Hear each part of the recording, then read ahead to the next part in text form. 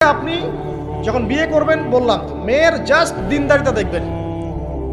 হ্যাঁ, এর উপর যদি সৌন্দর্য থাকে আলহামদুলিল্লাহ, বংশ ভালো হয় আলহামদুলিল্লাহ, মেয়ের অর্থ সম্পদ আছে আলহামদুলিল্লাহ। যদি এগুলোর কোনোটাও না থাকে, দিনদারিতা থাকে, জাস্ট ওটাকে দেখেন, আর কিছু দেখার দরকার নেই, কিছু দেখার দরকার নেই। এরপরে আরেকটা কথা বলতে ভুলে গিয়েছি যে আপনি এই লেভেলে যাওয়ার আগে নিজেও পবিত্র থাকার চেষ্টা করেন। আপনি নিজে জেনায় যায় না, নিজে পর্নে যায় না, নিজে হারাম অ্যাফেয়ার্সে যায় না। যদি আপনি যান তাহলে আল্লাহ পাক কিন্তু আপনাকে পবিত্র স্ত্রী নাও দিতে পারেন। এটাই আল্লাহ পাকের নীতি যে একজন পবিত্র মানুষ পায়। ঠিক আছে, যে যেমন আল্লাহ পাক তাকে তেমন মিলিয়ে দেন, এটা আল্লাহ পাকের একটা সুন্নাহ।